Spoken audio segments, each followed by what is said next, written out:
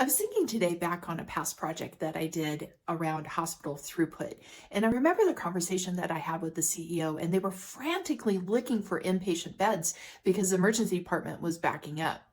Now, they had all kinds of data around discharge from the emergency room, length of stay for admission from the emergency room, but they didn't really have all of the process metrics for the back end or the inpatient side.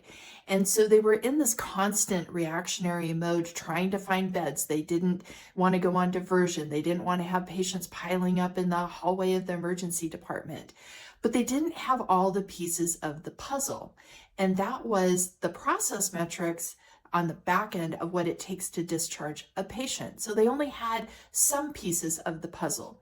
So when we started collecting process metrics of such as once the discharge order is written on the inpatient side to the actual discharge time of the patient, and then also from that time that the patient left the room to when environmental services came in to clean the room, and then how long was it taking to get the patient up to the floor, we now had a better picture of the story of what was going on.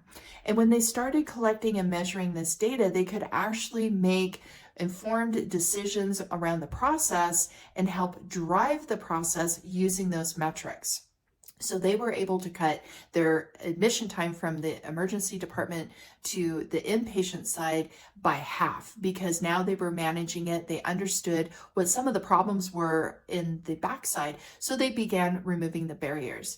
We can do the same thing in our business. Just because this is a hospital example doesn't mean that your business doesn't have all of the metrics that it needs for you to make informed decisions. So think about front end to back end and all the process in between. And are you collecting information on those processes to understand the whole picture? So I would challenge you today to look at your data and see what your processes are telling you so you can become more efficient, create more capacity, and ultimately more revenue.